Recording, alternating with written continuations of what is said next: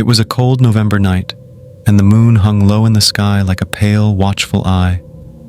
The small town of Willow Creek was asleep, its streets deserted except for the occasional rustle of leaves or distant hoot of an owl.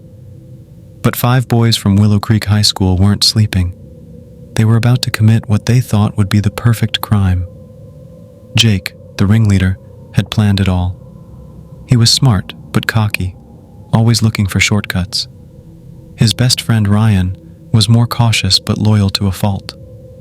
Then there was Ben, the joker of the group, Ethan, the tech-savvy nerd, and Sam, the quiet one who often went unnoticed.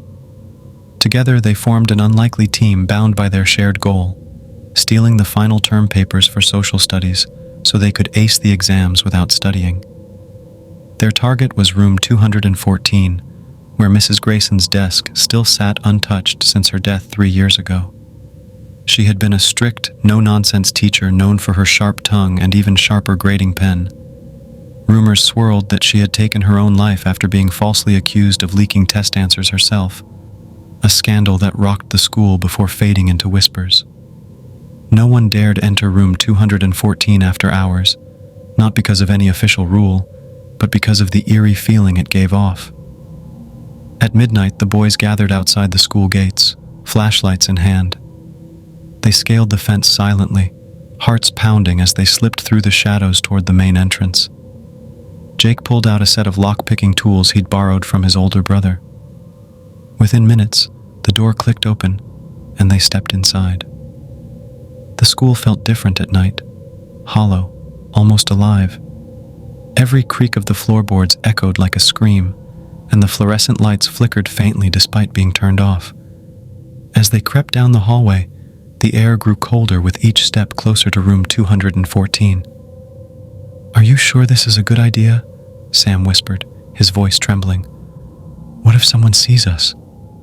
"No one's here," Jake snapped, though his bravado faltered when he glanced over his shoulder. "Besides, we'll be in and out before anyone knows." When they reached room 214, Jake pushed the door open slowly. It groaned on its hinges, revealing rows of empty desks bathed in silver moonlight streaming through the windows. At the front of the room stood Mrs. Grayson's desk, exactly as she'd left it. A thin layer of dust covered everything, giving the space an abandoned, ghostly aura. Ethan moved forward first, pulling a USB drive from his pocket. "I can hack into the system and copy the files onto this," he said, kneeling beside the computer. But as soon as he plugged it in, the screen lit up, not with the login page, but with a single sentence typed in bold red letters. "Leave now." The boys froze. "What the hell?" Ryan muttered, backing away. "Did you do that?" "No," Ethan stammered, yanking the USB drive out. Before anyone could react, the classroom lights flickered violently, then burst to life, flooding the room with harsh white light. And standing at the front of the class, glaring at them with hollow eyes, was Mrs. Grayson, or rather, her ghost. Her translucent figure wore the same gray suit she died in, her hair pinned tightly back. Her lips curled into a cruel smile as she raised a skeletal finger and pointed directly at Jake. "You think you can cheat your way to success?" she hissed, her voice echoing unnaturally. "You disgust me." Panic erupted. The boys bolted out of the room, slamming the door shut behind them. But no matter where they ran, to the library, the gymnasium, even the cafeteria, they found her waiting. In every classroom, every corridor, Mrs. Grayson appeared, blocking their path, taunting them with accusations of laziness and deceit. "You'll never escape," she sneered, floating closer. "You'll pay for trying to tarnish my reputation." Ben tripped and fell, scraping his knee, but he scrambled to his feet as the others dragged him along. "We need to get out of here," he cried, tears streaming down his face. Finally, they reached the exit, bursting through the doors and collapsing onto the grass outside.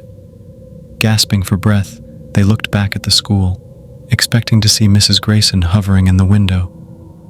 But the building was dark and silent once more, as if nothing had happened. For weeks afterward, none of them spoke about that night.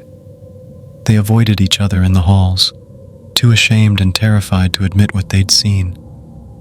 When the final exams came around, they studied harder than ever, determined to leave the memory of Mrs. Grayson behind. But deep down, they knew she hadn't forgotten them. Because late at night, when the wind howled just right, they could still hear her voice whispering in their ears, "Cheaters never prosper."